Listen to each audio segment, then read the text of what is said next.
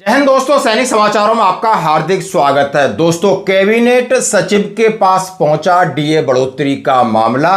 अब Shivgopal Mishra ji JCM staff side के महासचिव ने की है पहल कि सरकार जवाब दे, आखिर डीए डीआर बढ़ोतरी पर इतनी चुप्पी क्यों साध रखी। ये लेटर और खबर दोनों दिखाऊंगा। यदि आप एक्स सर्विसमैन हैं तो उड़ीसा स्पेशल टास्क फोर्स के लिए बहुत सारी वैकेंसी निकली हैं, जेसीओ के लिए, जवानों के लिए, और उनका क्राइटेरिया में क्या है बदलाव। साथ ही रक्षा मंत्री जी का ऐलान, अब सेना अपने जवानों के लिए डायरेक्ट यानी किसानों से खरीदेगी फल और सब्जियां।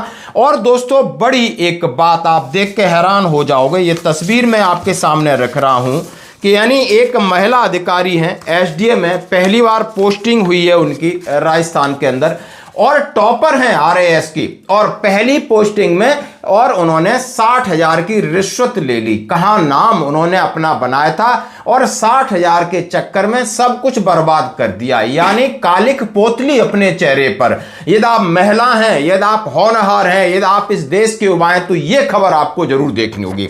आइए दोस्तों, बात करते हैं सबसे पहले महंगाई भत्ता। एनसी जेसीएम महंगाई भत्ते में विलंबित वृद्धि को लेकर कैबिनेट के सचिव से हस्तक्षेप की मांग की है। कहा है कि आप जल्दी डीएडीआर रिलीज करें। इससे पहले खबर से पहले मैं आपके सामने लेटर रखना चाहता हूं।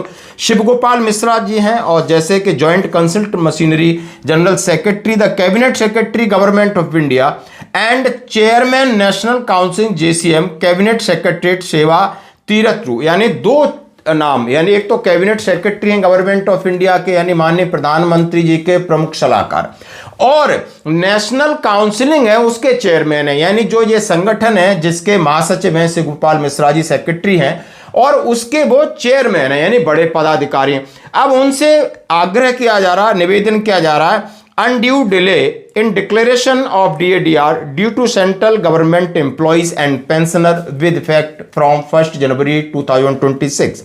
Dear sir, we are all aware that so the DADR installment due to central government employees and pensioner with effect from January is declared during the last week of March every year. Unfortunately, this year so far the government has not declared DADR due from 1st January 2026. This has created discontentment and apprehension amongst of the central government employees and pensioners. We requested you to kindly intervene the matter of arrange declaration of DADR installment from so and so. अब आप देख सकते हो उन्होंने जो अंग्रेजी में लिखा है कि माननीय कैबिनेट सचिव, हमारा जो महंगाई भत्ते का इंस्टॉलमेंट 1 जनवरी 2026 से प्रभावी है। जनवरी निकल गई, फरवरी निकल गई, मार्च निकल गई, अप्रैल निकल गई। पिछले 15 साल में ऐसा कभी नहीं हुआ कि ये मार्च के बाद डिले हो। आखिर ऐसी क्या बात है? लगातार संसद सत्र चल रहा है, लगातार कैबिनेट में बैठक हो रही है, लगातार चुनाव प्रचार हो रहा है, लगातार मंत्रि परिषद बदला हो रहा है, मुख्यमंत्री बने जा रहे हैं, विधायक और एमपी बढ़ रहे हैं, लेकिन क्या केंद्रीय कर्मचारियों के लिए जो डीए और डीआर बढ़ना है, इसके लिए आपको और क्या चाहिए? क्यों डिले? आप इसमें हस्तक्षेप करिए, क्योंकि आप यानी द कैबिनेट सेक्रेटरी हैं गवर्नमेंट ऑफ इंडिया, माननीय प्रधानमंत्री जी के प्रमुख सलाहकार हैं।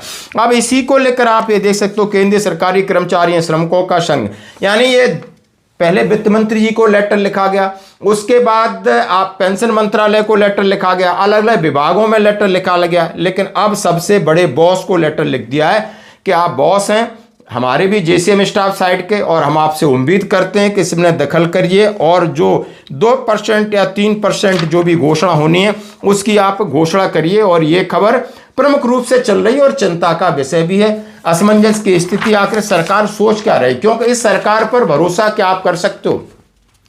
क्या ये सरकार किसी घोषणा के बाद भी मुकर सकती है? बिल्कुल मुकर जाती है। इनकी कथनी और करनी में अब बड़ा अंतर दिखाई देता है। भले शुरुआत में लोग बहुत ज्यादा विश्वास करते थे, लेकिन अब कहीं ना कहीं नए नए हथकंडे, नए नए तरीके ये अपनाते हैं। जैसा आपने देखा होगा, कल महिला आरक्षण बिल औंधे मुंह गिर गया, और बात सही थी। जैसे उमा भारती जी ने कहा था कि यदि महिला आरक्षण बिल पास भी हो जाता तो कौन से गरीबों की महिलाएं वहां एमपी और एमएलए बन रही थी, उन सांसदों की बीबी यहाँ आकर के बैठ जाएंगी जो सीटें रिजर्व हो जाएंगी, तो उनकी घरवालियां वहां आकर के बैठ जाएंगी। नहीं, ओबीसी आरक्षण के बिना अगर ये बिल आता है तो ये बिल पिछड़ों का भरोसा तोड़ देगा, बीजेपी से भरोसा खत्म हो जाएगा। कौन सी उन्होंने कहा है पिछड़े वर्ग की बननी थी, कौन सी बनती? इन्हीं नेताओं की बीवियां बनती, बेटी बनती, ब्यूरोक्रेट्स की बीवी बनती, वो ही यानी कहीं से घुमा फिरा के ले लो, वर्चस्व उन्हीं का होना था, बस इतना होना था कि उनका पति भी बैठा है, उनकी पत्नी बैठी है, उनकी बेटी बैठी है, किसी भी पिछड़े को, किसी भी गरीब को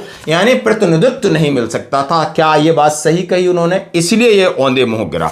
धन्यवाद दोस्तों। अब मैं बात करूंगा, यदि आप एक्स सर्विसमैन हैं, आपको जॉब चाहिए Orissa police special strike forces में, स्पेशल ऑपरेशन ग्रुप है, ट्रेनिंग एंड रिसोर्सेज सेंटर, आप देख सकते हो चंदका भुवनेश्वर, 15 अप्रैल 2026 का ये लेटर है। Engagement of ex serviceman, ex coast guard, CAPF, 3 battalion for Orissa special, यानी और 3 बटालियन खड़ी हो रही हैं। ये उड़ीसा की स्टेट गवर्नमेंट है, बहुत अच्छी पहल कर रही है कि एक्स सर्विसमैनों को मौका दे रही है, और ये लोग वहां पर जाकर उनकी प्रशासनिक व्यवस्था बहुत अच्छे तरीके से रखेंगे। एंगेजमेंट ऑफ एक्स सर्विसमैन के लिए मोटी तौर पे मैं बात करूंगा, 3 बटालियन जो खड़ी हो रही हैं will be carried out on 5 May 2026, 5 May 2026 at SOG headquarter Chandaka Bhubaneswar, यानी आपने रिपोर्ट करना है 5 मई 2026 को। यदि आप जूनियर कमीशन अफसर हैं, 6 वैकेंसी हैं, 55,000 सैलरी है। जेसीओ में कंसीडर हैं सूबेदार मेजर, सूबेदार, नायब सूबेदार, रिटायर्ड आर्मी के हैं, equivalent rank of air force, Indian Navy, Coast Guard and CAPF. NCO including tradesmen, driver of NCO rank, 50,000 salary है। All the NCO are to taken from ex Army CAPF person only.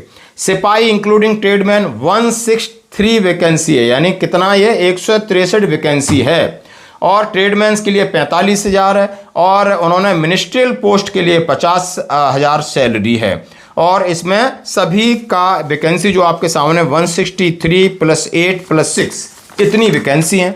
अब जरा बात करते हैं थोड़ा criteria की। यदि आप जेसीओ जाना चाहते हो तो आप एक्स आर्मी तो है ही, उसके बाद आपकी रिटायरमेंट हुए 5 साल से ज़्यादा नहीं होना चाहिए। Should have been honourably discharged from their service, और आप इज्जत से डिस्चार्ज हुए हैं।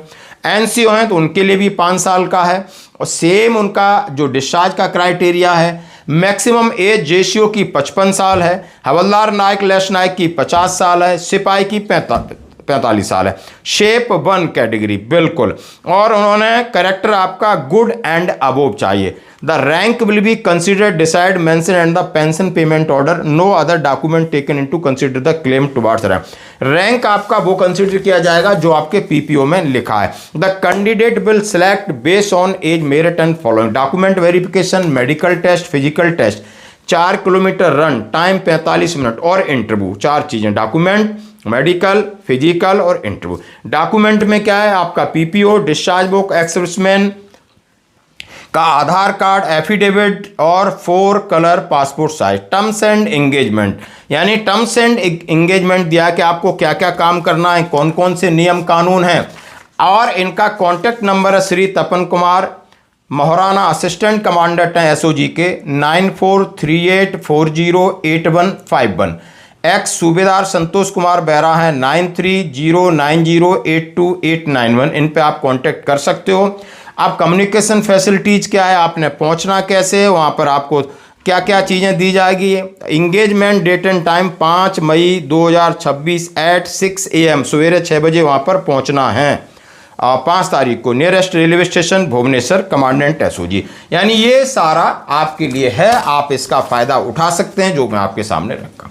अब मैं बात करूंगा, अब डायरेक्ट किसानों से सब्जी और फल खरीदेगी भारतीय सेना, क्वालिटी में कोई कंप्रोमाइज नहीं है। राजनाथ सिंह जी ने किसान अन्न नहीं हुआ, उन्होंने जय जवान जय किसान की बात की। हमारे जवान हैं जो किसान परिवार से आते हैं, हम चाहते हैं कि सेना बीच के आड़तिया इस सिस्टम को खत्म करें। डायरेक्ट फल चाहिए उन्हें, सब्जी चाहिए, जैविक सब्जियां चाहिए, तो कैंटोनमेंट के आसपास जितने भी जिस तरह प्रोडक्शन हो रहा है उनसे सीधा संपर्क करें और उनसे खरीद सकते हैं। जैसा कि माननीय राजनाथ सिंह ने एक सेमिनार जो कि लखनऊ में आयोजित हुई उसमें कहा था, हमने देश भर की मंडियों को ऑनलाइन कर दिया है। प्रधानमंत्री फसल बीमा योजनाओं को लेकर राजनाथ सिंह ने कहा, सेनाओं में मोटे अनाज को बढ़ावा दे दिया है, सेना की खाने की क्वालिटी में कोई कंप्रोमाइज नहीं होगा, क्वालिटी और क्वांटिटी बेहतर होगी, और ये पूरा अधिकार सेना को मिल गया है। धन्यवाद दोस्तों। अब मैं बात करूंगा, हाँ जरा तस्वीर देखिए, भोली भाली सूरत है, होनहार बच्ची हैं, आईआईटी की स्टूडेंट हैं। आरएएस राजस्थान एडमिनिस्ट्रेशन सर्विस में 2024 को उन्होंने टॉप किया है। नाम है काजल मीना। अब जब इनका नाम सुर्खियों में आया था, क्योंकि टॉप किया था, टॉप करना कोई आसान बात नहीं है एडमिनिस्ट्रेशन सर्विस को। और आज भी इनके ऊपर जब लोग इनका इंटरव्यू ले रहे थे, इनको मालाएं पहना रहे थे और इनसे सीख रहे थे, ये युवाओं को मोटिवेशन और बहुत सारी प्रेरणाएं दी होंगी। लेकिन आज इन्होंने पहली पोस्टिंग के अंदर ही यानी 50,000 रुपए रिश्वत लेते हुए, 10,000 रुपए रीडर ने लिए, 50,000 एसडीएम साहिबा ने लिए और वहां पर एंटी करप्शन ब्यूरो की टीम के हाथों पकड़ी गई। यानी पहली पोस्टिंग, पहली रिश्वत तो पहला हो गया कांड। राजस्थान प्रशासनिक सेवा 2024 की टॉपर काजल मीना का नाम इन दोनों खूब चर्चा पे। वजह एक बार उनकी सफलता थी, आज वजह है उनकी विफलता। यानी इतनी जल्दी इन्होंने अपना ईमान डगमगा दिया, तो ये शायद सोचने वाली बात है। क्या सब लोग इतना अच्छा पढ़ते हैं, इतना अच्छा पूजा पाठ करते हैं, हम जा करके लोगों की सेवा करेंगे, आपको एसडीएम जैसा दायित्व मिला। आप समझ सकते हो कि आप एक यानी कलेक्टर से एक ब्लॉक के कलेक्टर हैं, यानी एसडीएम आप समझ सकते हो, डिस्ट्रिक्ट मजिस्ट्रेट हैं आप और वहां पर आपको न्याय करना चाहिए था, गरीबों का साथ देना चाहिए था, वहां ट्रांसपेरेंसी व्यवस्थाएं सही करना चाहिए था। आप एक महिला हैं, आप एक कन्या हैं, लेकिन आपने क्या किया?